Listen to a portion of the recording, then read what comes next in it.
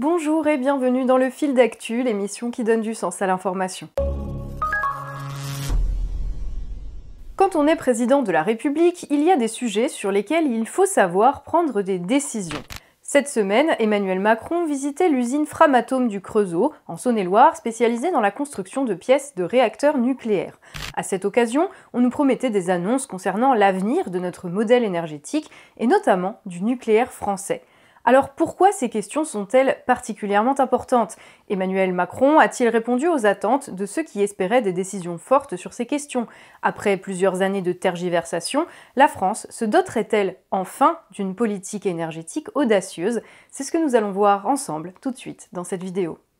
Et dans cette période où le doute plane, où l'inquiétude liée à la pandémie est là, où les contraintes sont multiples et vous les vivez dans votre quotidien au travail comme dans votre foyer, où évidemment le court terme peut parfois devenir notre obsession, nous avons aussi besoin de regarder loin, de regarder l'horizon, de bâtir l'avenir du pays. Concrètement, 14 réacteurs de 900 MW seront arrêtés d'ici à 2035. L'énergie nucléaire est l'énergie non intermittente qui émet le moins de CO2. Restera alors à organiser la fermeture de 12 réacteurs entre 2025 et 2035. Notre avenir énergétique et écologique passe par le nucléaire, passe par le nucléaire, passe par le nucléaire. De 900 MW Passe par le nucléaire.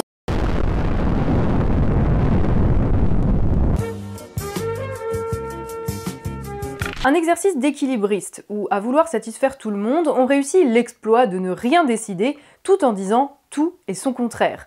C'est, hélas, ce que nous retiendrons des déclarations d'Emmanuel Macron ces derniers jours lors d'une interview par le média Brut, puis lors de son déplacement au Creusot concernant notre modèle énergétique et l'avenir du nucléaire français. Un sujet qui peut sembler technique, mais qui est pourtant absolument essentiel. Déjà parce que nous sommes tous aujourd'hui dépendants de l'électricité que nous utilisons au quotidien, mais aussi parce que c'est un sujet qui brasse des enjeux majeurs, comme la souveraineté et l'indépendance énergétique de la France, ou encore l'emploi et l'avenir de notre secteur industriel.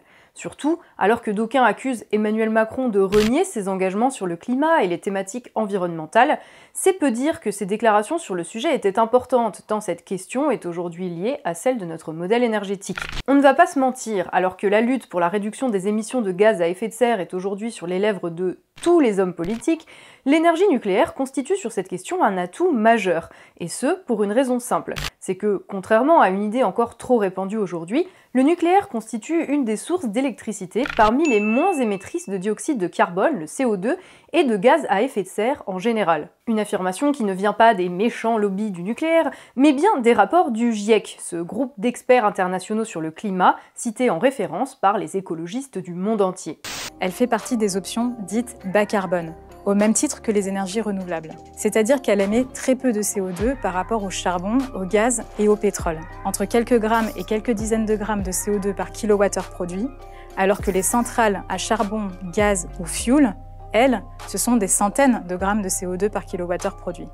Pour faire simple, chaque énergie permettant de fournir de l'électricité produit une certaine quantité de CO2 par kilowattheure fourni, en partie directement, en partie indirectement. Par exemple, en ce qui concerne le nucléaire, lors de la construction des centrales ou de l'extraction de l'uranium. Mais si l'on ajoute les émissions directes et indirectes, il s'avère que le nucléaire est même plus propre que l'éolien ou que le solaire, ce qui explique qu'avec près de 80% de son électricité produite grâce au nucléaire, la France se classe dans le top 3 des pays européens à la politique énergétique la moins émettrice de CO2. Il se trouve qu'en France, 90% de la production électrique n'émet pas de CO2, c'est-à-dire c'est du nucléaire et de l'hydroélectricité, depuis 30 ans maintenant. Oui. Donc nous, on a fait, en ce qui concerne le climat, l'essentiel du chemin sur la production électrique depuis 30 ans déjà.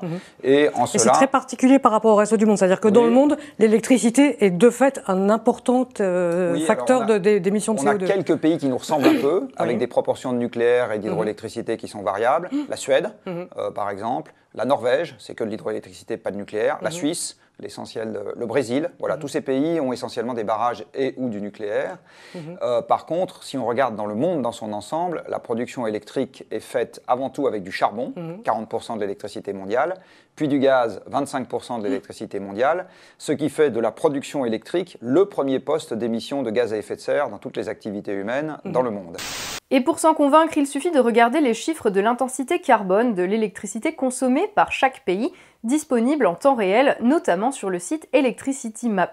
Par exemple, au moment où nous avons écrit cela, le 9 décembre à 8h du matin, l'électricité consommée en Allemagne produisait près de 5 fois plus de CO2 par kilowattheure que celle consommée en France. Or, tout cela, Emmanuel Macron le sait. Et d'ailleurs, il n'a pas hésité à le rappeler lui-même, que ce soit lors de son discours au Creusot ou de son interview à Brut. Mais du coup, ce qui est étonnant, c'est que malgré ce constat d'une lucidité indéniable, le président continue de se donner pour objectif la réduction de la part du nucléaire dans le mix énergétique français, à rebours donc de ses propres réflexions. Et là, nous allons être francs, ça n'a aucun sens. L'objectif du président, c'est de réduire d'un tiers la part du nucléaire en le remplaçant par du renouvelable, principalement solaire et éolien. Sauf que ce renouvelable, au-delà du fait qu'il n'est pas aussi propre que certains le prétendent, il a un défaut majeur, c'est qu'il n'est ni stockable ni pilotable. C'est-à-dire que sa production ne peut pas être modulée en fonction des besoins, pour la raison évidente que, même en cas de besoin absolu, le solaire ne fonctionnera jamais la nuit. Alors, oui, l'éolien ou le solaire peuvent venir épauler le nucléaire. Mais s'il s'agit à terme de réduire les capacités nettes de production nucléaire du pays, il est totalement illusoire de penser que cela pourra se faire sans augmentation des émissions de CO2 et donc sans aggraver le problème climatique. Tout simplement parce que, dans les moments où la demande d'électricité sera forte, mais que la production solaire ou éolienne sera faible, il faudra trouver d'autres sources d'électricité, soit se rabattre sur les vieilles énergies fossiles au bilan carbone désastreux, soit en important notre électricité de l'étranger, ce qui en termes d'émissions est tout aussi négatif puisqu'aucun de nos voisins ne produit une électricité aussi décarbonée que la nôtre. Et nous ne parlons pas là uniquement d'un hypothétique et lointain futur. Cette année, pour cause de Covid, le planning de maintenance des centrales a été quelque peu chamboulé, ce qui a contraint la France à importer de l'électricité, notamment d'Allemagne.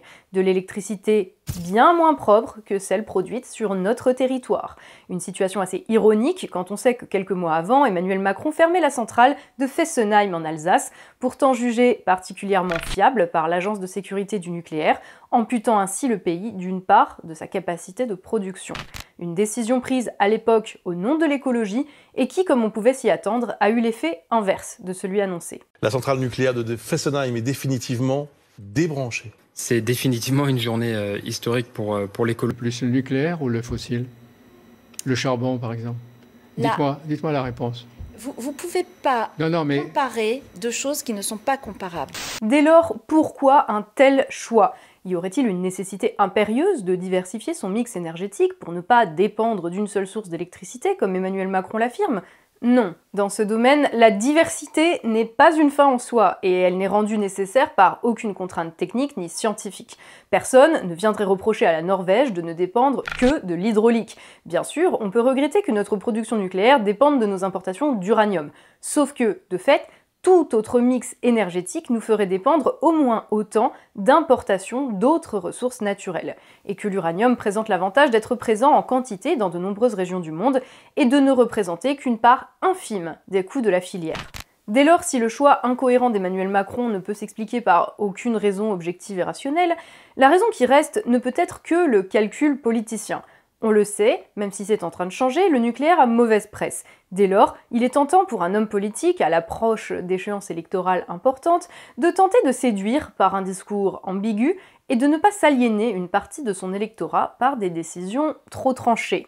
Le problème, c'est que sur un sujet aussi important que notre modèle énergétique, le « en même temps » cher à Emmanuel Macron est absolument impossible à tenir. On ne peut pas en même temps dire que le nucléaire c'est l'avenir et annoncer vouloir le démanteler. C'est absolument incohérent et tout ce que cela montre, c'est une absence totale de vision des intérêts de la France. On peut miser sur le nucléaire, on peut miser sur le renouvelable, au regard des éléments dont nous disposons, on pense ici que ce serait une erreur, mais ça a le mérite d'être une position politique qui peut se discuter. Mais chercher une posture d'équilibriste entre les deux, uniquement par intérêt électoral, c'est en réalité faire insulte à l'ensemble des Français. La question de notre modèle énergétique pour les 40 années à venir est une question sérieuse. On peut même se demander si elle ne mériterait pas un grand débat démocratique, alimenté par les scientifiques et tranché par le peuple, permettant ainsi de doter le pays d'une ligne claire, indépendante des lubies ou des calculs des dirigeants du moment. Une réponse qui, de toute manière, serait toujours préférable au pitoyable numéro d'équilibriste que le président nous a donné à voir ces derniers jours. Voilà, le fil d'actu, c'est tout pour aujourd'hui. On espère que cette vidéo vous a intéressé et vous a donné matière à alimenter vos réflexions, et ce, que vous soyez d'accord avec nous ou non d'ailleurs. Ce sujet, celui du nucléaire, il est assez complexe, et d'ailleurs c'est un sujet sur lequel nous-mêmes ici, on a pas mal revu notre position ces dernières années, et vous vous en rendrez compte si vous fouillez un petit peu dans les vieilles vidéos de la chaîne. Tout simplement parce que le sujet, à force de travailler dessus, on l'a un peu creusé et on a remis en cause certains préjugés qu'on pouvait avoir dessus. Parce qu'au fil d'actu, on est humain, et que nous aussi, parfois, on pense avoir raison sur des trucs, et au final, on se rend compte qu'on n'avait pas toutes les clés de compréhension en main, ce qui d'ailleurs est encore loin d'être le cas aujourd'hui. D'où la nécessité constante de confronter ces sources et de toujours questionner ce qu'on pense être la vérité, en se basant le plus possible sur les faits et pas sur les raccourcis faciles qui viennent confirmer notre point de vue. Parce que penser, c'est un cheminement qui implique aussi parfois de penser contre soi-même. On en profite d'ailleurs pour remercier tous les tipeurs, tous ceux qui, à hauteur de quelques euros par mois, financent l'émission et nous donnent au quotidien les moyens de faire ce travail, de prendre le recul nécessaire à cette réflexion qui se construit au jour le jour à l'aune du réel. Si on a cette chance, c'est uniquement grâce à l'indépendance d'esprit que vous nous donnez, qui nous permet de traiter des sujets qui nous semblent importants, de les approfondir comme on l'entend, sans dépendre d'intérêts extérieurs, de marques, de lobbies, de producteurs ou d'intérêts politiques. Merci à vous vraiment d'être avec nous dans cette aventure et de rendre ça possible. Et si vous aussi vous souhaitez apporter votre pierre à l'édifice et que vous en avez les moyens, bien sûr, on vous invite à rejoindre la communauté des tipeurs. Pour cela, vous trouverez le lien vers notre page Tipeee en description sous la vidéo, il suffit ensuite de vous laisser guider. Pour le reste, on vous invite bien sûr à partager cette vidéo si elle vous a intéressé ou si vous pensez qu'elle intéressera des gens dans votre entourage. Pensez bien sûr à vous abonner à la chaîne si ce n'est pas déjà fait, ainsi qu'à l'ensemble de nos réseaux sociaux pour ne rater aucune nouvelle publication. Vous pouvez également laisser un petit pouce bleu et débattre dans les commentaires, comme vous savez le faire, avec des arguments si possible, et en essayant de comprendre le point de vue des autres plutôt que de chercher à imposer le vôtre. Et on se dit à la semaine prochaine pour un nouveau fil d'actu, l'émission qui donne du sens à l'information.